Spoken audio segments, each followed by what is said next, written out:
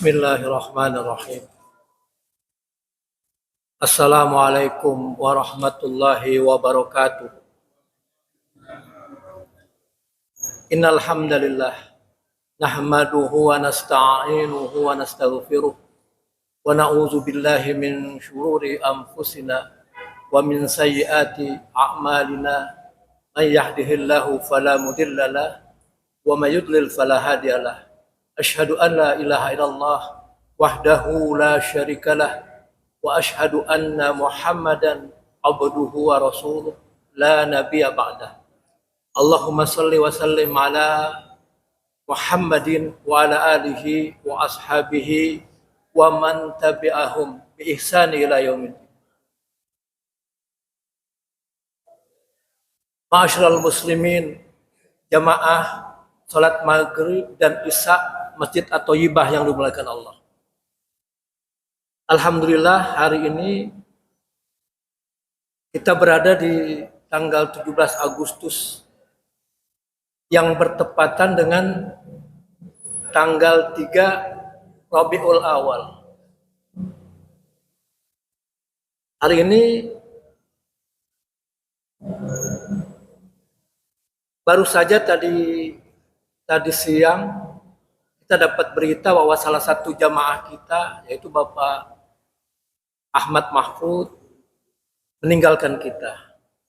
Menurut informasi, insya Allah akan disolatkan pada sholat zuhur besok dan akan dibawa ke pemakaman Karet Bifak. Insya Allah kita akan menyolati almarhum di masjid ini. Jamaah yang dimuliakan Allah, hari ini akan saya coba membawakan sebuah tema tentang ibadah. Ibadah yang berbuah akhlak. Jadi bagaimana ibadah akan dapat mengubah hati dan juga perilaku seorang muslim. Jamaah yang dirahmati Allah, untuk mengawali kajian ini saya akan bertanya dulu untuk kita semua, terutama juga untuk diri saya pribadi. Sudah berapa lama kita sholat? 10 tahun, 20 tahun, 30 tahun, bahkan udah yang 60 tahun. Kalau sholat wajibnya 5 kali satu hari, belum sunnahnya udah berapa ribu kita sholat.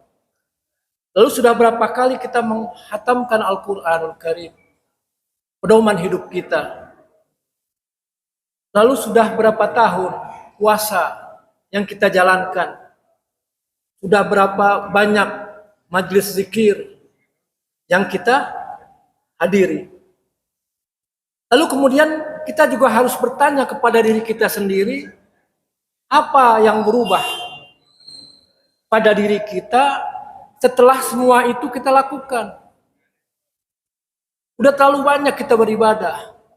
Ada nggak perubahan? Sedikit aja dari yang tadinya kurang baik menjadi baik. Apakah sholat kita sudah dapat menahan diri dari perbuatan dosa, fahsya wal munkar? Apakah puasa sudah membuat kita semakin mampu mengendalikan amarah? Yang tadinya amarahnya kita lepas, sekarang udah hilang amarah itu. Lalu apakah ilmu yang kita tuntut membuat kita semakin tawadu, rendah diri? Semakin banyak ilmu justru semakin tunduk. Apakah membaca Al-Quran telah membuat lisan kita semakin terjaga? Ini masalah frekuensi. Daripada kita banyak bicara yang tidak berguna, lebih banyak lisan kita gunakan untuk membaca Al-Quran. Tapi dalam membaca Al-Quran, apakah sudah kita fahami dan kita amalkan apa yang ada di Al-Quran tersebut? Apakah adab saya kepada orang tua, kepada pasangan, atau tetangga sudah semakin baik? Jadi singkatnya jamaah yang mulia, apakah ibadah kita sudah berbuah akhlak, akhlakun karimah? Jadi jangan sampai kita hanya sibuk mengumpulkan amal dan ilmu, tetapi kita lupa memikirkan buahnya. Jadi ada indikator keberhasilan dalam setiap pekerjaan kita. Jamaah yang dimuliakan Allah, ada sebuah pertanyaan besar. Untuk apa kita diciptakan? Kita harus memulai dari pertanyaan tersebut. Kalau kita tidak paham untuk apa kita diciptakan, maka seterusnya juga tidak akan berhasil. Mau ibadah seperti apapun tidak akan berhasil. Sesungguhnya Allah Ta'ala telah berfirman dalam Al-Quran yang mulia, wa ma khalaqtul jinna wal insa illa liya'budun. Aku tidak menciptakan jin dan manusia kecuali mereka untuk beribadah kepadaku. Ini ayat yang seringkali diulang-ulang.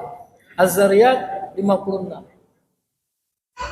Jangan lupa Az-Zariyat 56. Ayat ini menjelaskan bahwa tujuan terbesar hidup kita, hidup manusia, juga jin adalah ibadah. Ibadah kepada Allah.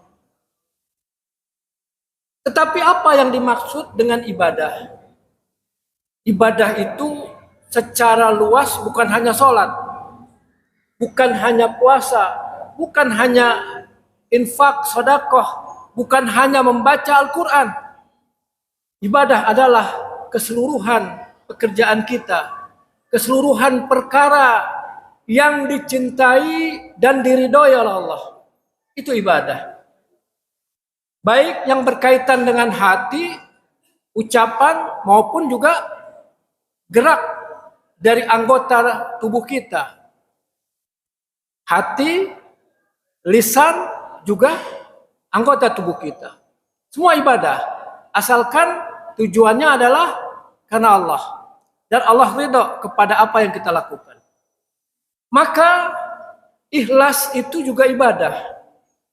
Kita ikhlas terhadap musibah yang kita dapatkan, itu juga ibadah. Tawakal.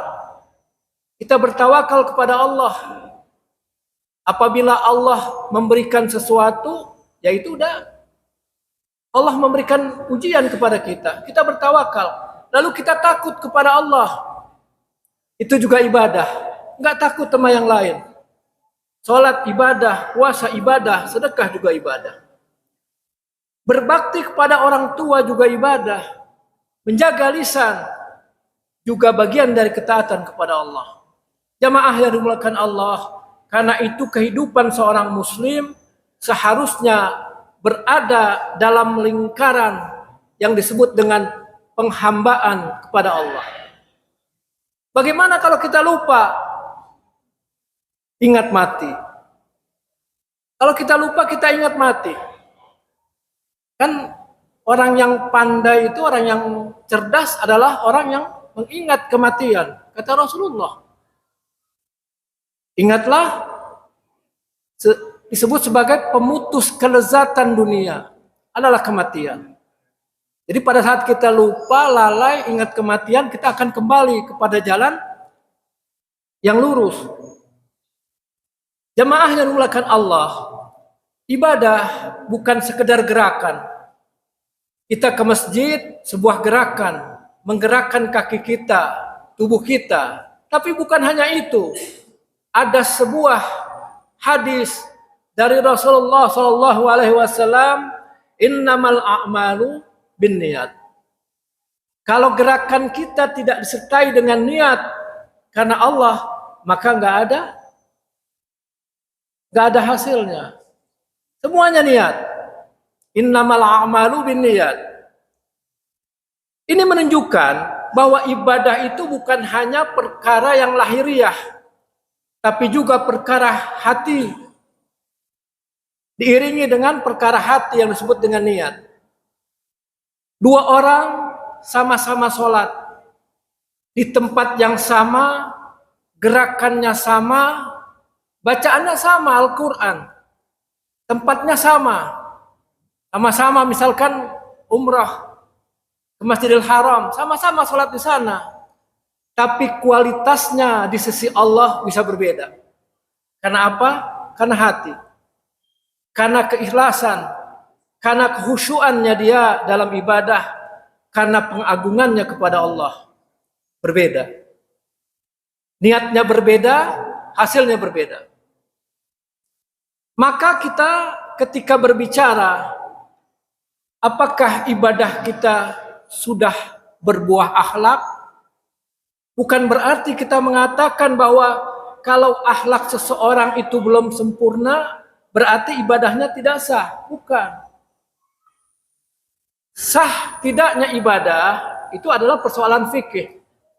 Tapi kajian ini membahas tentang hasilnya, buahnya.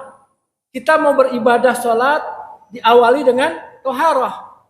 Toharohnya harus sesuai dengan tuntunan yang disebut dengan fikih. Bagaimana kita berwudu? Bagaimana menghilangkan hadas besar?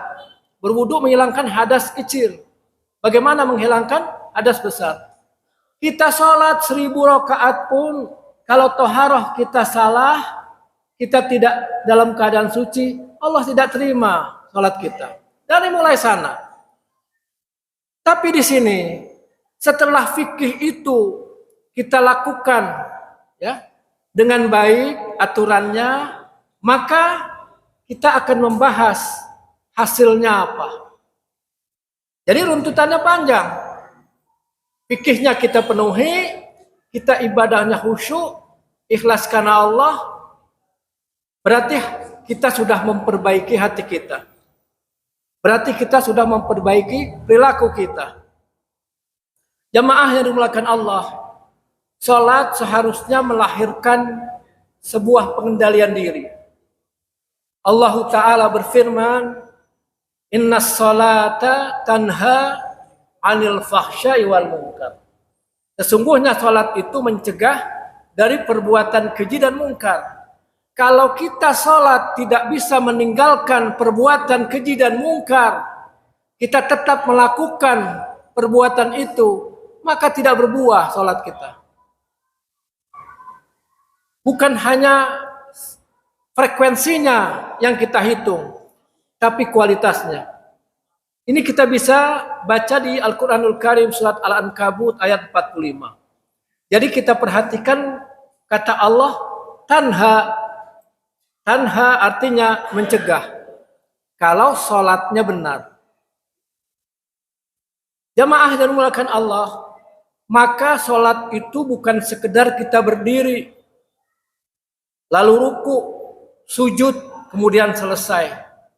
Tapi ada sebuah pengaruh yang seharusnya terlahir dari sholat kita. Sholat mengingatkan kita pada bahwa Allah itu melihat kita. Bukan karena dilihat orang. Kita sholat karena Allah. Azan dikumandangkan kita ke masjid karena kita diperintahkan oleh Allah. Dari situ saja sudah benar, maka kita berada di track yang benar. Lalu Allah juga mendengar bacaan kita. Dan kita akan kembali kepada Allah. Maka setelah salam, ujian dimulai. Setelah saya sholat, kita salam. Itulah ujian dimulai. Bagaimana kita berbicara kepada saudara kita? Apakah kita berbicara dengan perkataan yang baik, yang lemah lembut? Itu sudah mulai kelihatan buah dari sholat kita. Ketika anak melakukan kesalahan, bagaimana kita bereaksi? Langsung pukul, langsung tempeleng, apa kita nasihati? Itu juga buah dari sholat. Lalu ketika pasangan kita tidak sesuai dengan harapan kita, atau ada perbuatan yang menyakitkan, bagaimana kita bersikap?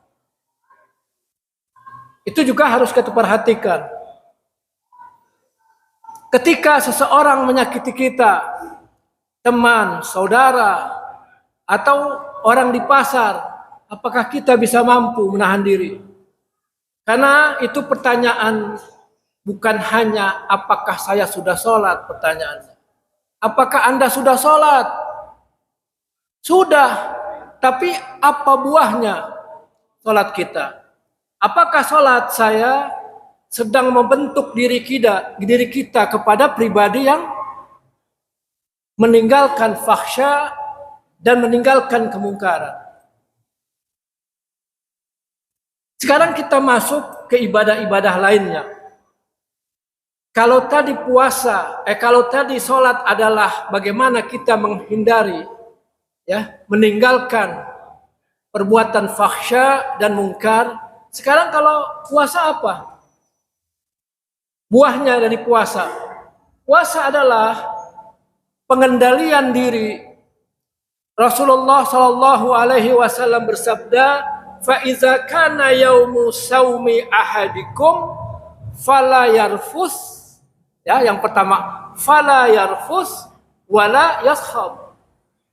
Yarfus, yashab. Apabila salah seorang di antara kalian berpuasa, kata Nabi, janganlah ia berkata kotor. Jadi kalau dia berpuasa tapi kata-katanya masih kotor, kebun binatang masih keluar dari lisannya, dan dia masih bertengkar, yashab, maka puasanya belum berbuah. Jadi kata Nabi, fa iza kana yaumu saumi ahadikum fala yarfus wala yashab. Apabila salah seorang di antara kalian berpuasa, janganlah berkata kotor dan janganlah pula bertengkar. Ini hadis sahih riwayat Bukhari dan Muslim. Jadi kita perhatikan baik-baik, puasa bukan hanya tidak makan dan tidak minum. Tapi bagaimana puasa bisa mengendalikan lisan kita, emosi kita, dan juga hawa nafsu kita. Berikutnya, setelah sholat, puasa, ada zakat. Zakat itu buahnya akan membersihkan jiwa kita. Jadi kalau zakat kita ikhlas karena Allah, jiwa kita akan bersih. Allah Ta'ala berfirman, "Khuz min amwalihim shadaqatan tutahhiruhum wa tuzakkihim biha." Biha itu padanya, pada sedekah, pada zakat. Ambillah zakat dari harta mereka. Siapa mereka? Orang-orang kaya, orang-orang yang mampu, dalam rangka mendistribusikan kepada orang yang tidak mampu. Jadi perintahnya seperti itu. Ini terutama untuk amil zakat, infak dan sedekah. Ambillah zakat dari harta mereka. Dengan zakat itu kamu membersihkan dan menyucikan mereka. Ini tujuannya mulia. Kita bilang, adakah zakat yang akan diserahkan kepada lembaga ini? Nanti kami akan distribusikan kepada pihak yang tidak memiliki. Jadi lalu ada sebuah tujuan. Dengan zakat itu kamu akan membersihkan dan menyucikan jiwa. Bisa lihat di Al-Quranul Karim surat At-Taubah ayat 103. Maka zakat bukan hanya sekedar pemindahan dari surplus, dari daerah yang surplus ke daerah yang minus, bukan. Tapi zakat itu membersihkan hati kita dari apa? Dari kikir, dari cinta dunia, dan egoisme. Kita kikis sifat-sifat itu. Lalu berikutnya, yang keempat, haji. Haji itu melatih ketundukan. Allah Subhanahu wa taala berfirman, "A'udzubillahi minasyaitonirrajim. Fala rafasa wala fusuqa wala jidala fil hajj." Maka tidak boleh berkata kotor. Udah dua nih ya. Tadi kan di puasa juga gitu. Jangan berkata kotor. maka tidak boleh berkata kotor, ya. Rofasa, juga berbuat fasik, usuk, dan berbantah-bantahan, nggak boleh. Walajidal fil haj, dalam beribadah haji. Ini ada di Al-Quranul Karim surat Al-Baqarah ayat 197. Sekali lagi kita melihat di sini apa? Ibadah itu adalah perilaku. Ada buahnya. Tentunya kalau Allah Subhanahu wa taala melarang kita berkata kotor dalam berhaji, tidak boleh berbuat fasik dan tidak berbantah-bantahan. Kalau haji kita diterima, ketiga sifat itu kita tinggalkan. Walaupun kita sudah pulang dari haji. Kalau lupa boleh enggak? Ya kalau lupa namanya manusia, tempatnya lupa. Tapi begitu ingat, kita kembali kepada jalannya. Kita sudah pergi haji. Haji saya kalau diterima maka saya tidak berkata kotor, tidak berbuat fasik, dan tidak berbantah-bantahan. Pada saat ada orang minta atau memancing kita untuk berdebat, kita tinggalkan aja. Gak usah berbantah-bantahan. Jadi masalah perilaku buahnya. Jamaah yang dimuliakan Allah. Jadi kalau kita rangkum, apakah buah ibadah itu? Akhlak. Jadi semua itu akhlak. Lalu apa yang seharusnya terlihat dari ibadah yang benar? Salah satunya adalah akhlak yang baik. Akhlakun karimah. Rasulullah Shallallahu Alaihi Wasallam bersabda, Inna khiyarakum ahasinukum akhlaqa. Sesungguhnya orang yang terbaik di antara kalian, yang terbaik, bukan hanya baik, sesungguhnya orang yang terbaik di antara kalian adalah yang paling baik akhlaknya. Ini hadis sahih riwayat Imam Bukhari dan Muslim. Dan juga Rasulullah Shallallahu Alaihi Wasallam bersabda, Akmalul mu'minin imanan ahsanuhum khulqa. Akhlak lagi nih. Orang mukmin yang paling sempurna, akmal, kamal, kamil, sempurna. Akmalul mu'minin imanan, imannya yang sempurna. Orang mukmin yang paling sempurna imannya adalah ahsanuhum khulqa, yang paling baik akhlaknya. Itu kata Nabi. Hadis riwayat Abu Dawud dan Tirmizi. Hadis ini dikategorikan hasan sahih. Jamaah yang dimuliakan Allah, maka akhlak itu bukan perkara kecil, perkara besar. Buah dari ibadah itu akhlak. Ibadah kita diterima atau tidak, tandanya adalah akhlak. Apakah akhlak kita berubah atau tidak?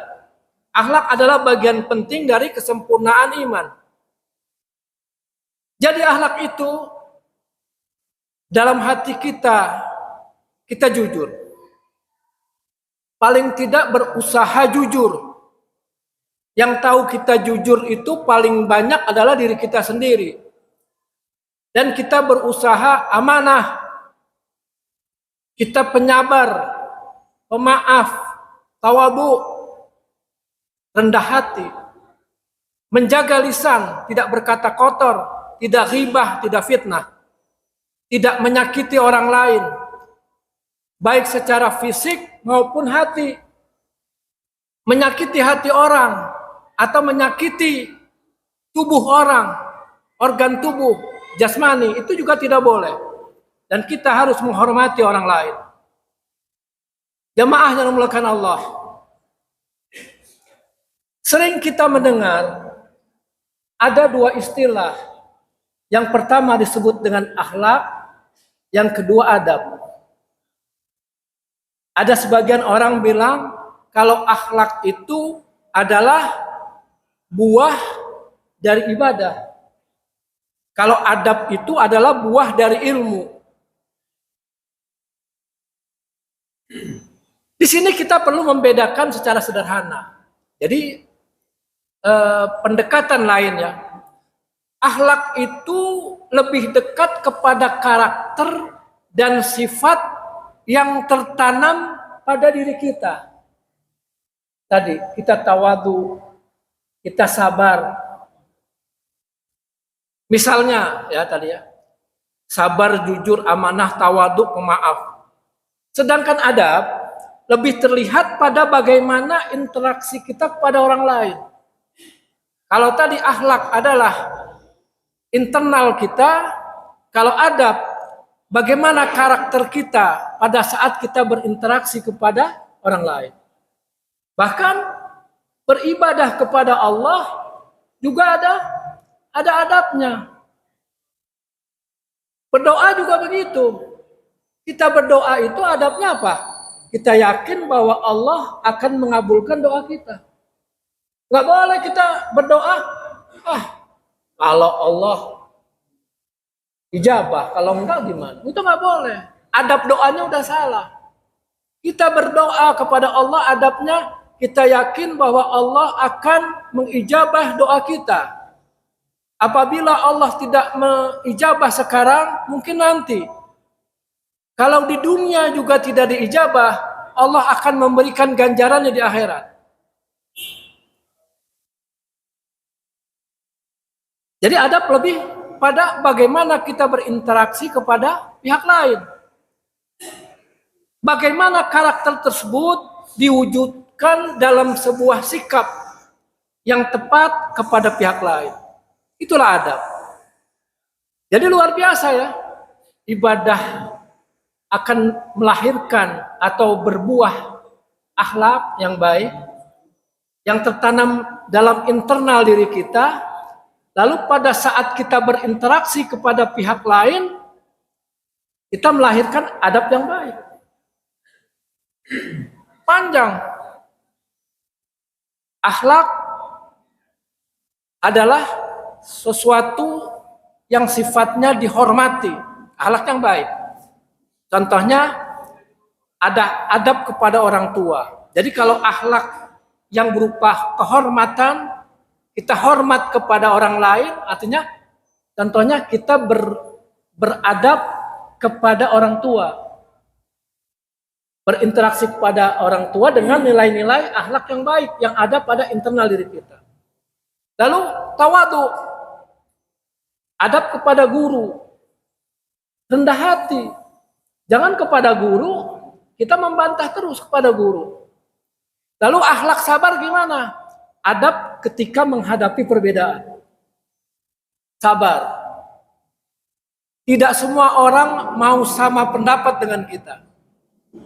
Gak apa-apa, berbeda pendapat. Lalu akhlak kasih sayang. Adab kepada pasangan kita. Adab kepada anak. Itu adalah akhlak kasih sayang. Lalu akhlak menjaga kehormatan. Adab dalam berbicara dan bermedia sosial. Nggak sembarangan kita bermedia sosial.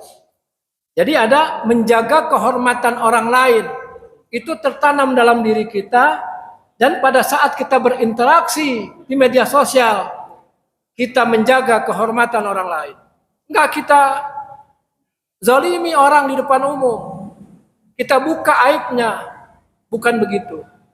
Kalau kita membuka aib orang di depan umum, berarti kita belum berakhlak secara internal. Maka kita bisa mengatakan bahwa akhlak adalah buah yang tumbuh di dalam diri kita. Akhlak, adab adalah bagaimana buah itu terlihat dalam hubungan interaksi kita dengan Allah dan dengan makhluk Allah. Itulah adab. Jamaah yang dimuliakan Allah, ada sebuah riwayat dari Umar bin Khattab radhiyallahu anhu. Jadi ada seorang laki-laki berkata kepada Umar bin Khattab,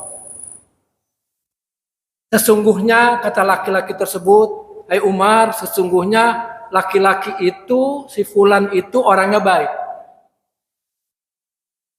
orangnya baik. Lalu Umar bertanya kepada orang tersebut, apakah kamu pernah bersafar bersamanya?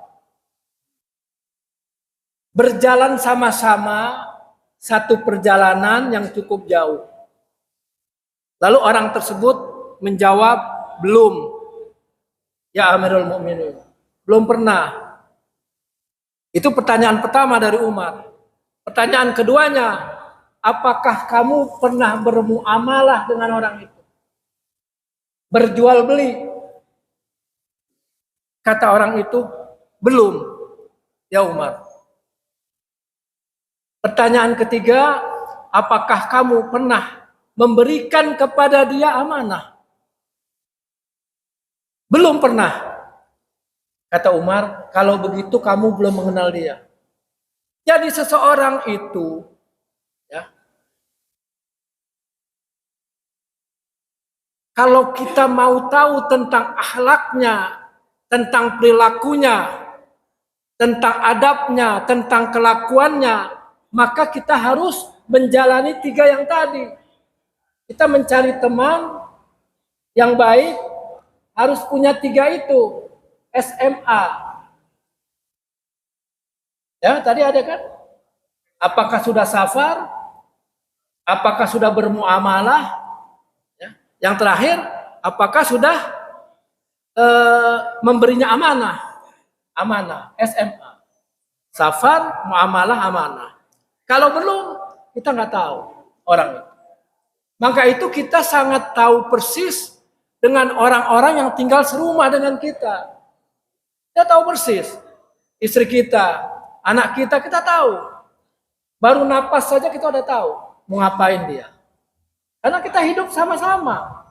Jadi kalau kita bisa menjaga akhlak diri kita lalu adab kepada pasangan kita, kepada anak kita, maka Allah akan menjamin rumah tangga kita akan baik. Jadi begitu ya. Mengapa Umar mempertanyakan 3 perkara itu kepada orang tersebut? Karena dengan safar, berpergian, kita dapat mengetahui karakter dan watak asli dari seseorang. Kita pergi sama-sama umrah misalkan, safar. Lalu tidur satu kamar di hotel, yang satu kamar berdua. Waduh, setelah tinggal satu kamar baru kelihatan. Misalkan, aduh dia orangnya jorok kalau buang sampah sembarangan. Baru ketahuan, tadinya nggak tahu. Atau perkataannya kotor, sering mengumpat.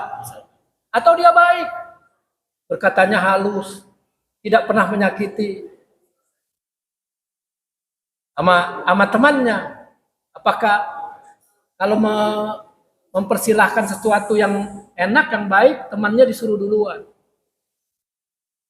Dengan muamalah seperti jual beli, hutang piutang dan lainnya, kita dapat mengetahui akhlak atau adab orang itu. Baru kelihatan. Lalu dan dengan memberi amanah, kita memberikan kepercayaan, kita dapat mengetahui kadar dari amanah dan agama seseorang. Dari 3 hal itu. Yang terakhir, jamaah rahmatkan Allah, marilah kita melihat diri kita sendiri. Dengan kajian ini saya tidak mengajak kita untuk memeriksa orang lain, bukan. Masing-masing kita menilai diri kita sendiri. Kalau kita menilai orang lain, maka kita melupakan untuk menilai diri kita.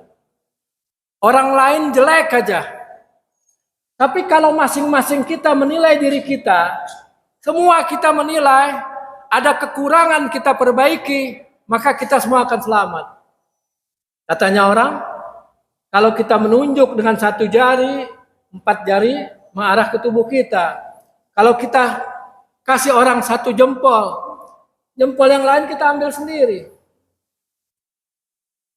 Kata orang yang paling bagus kalau mempersilahkan dengan semua tangan seperti ini. Tapi itu hanya pengingat buat kita bahwa jangan sampai kita menilai orang lain, tapi marilah kita menilai diri kita sendiri. Orang di luar rumah mungkin melihat kita santun, baik-baik aja. Tetapi mungkin mereka belum mengenal kita.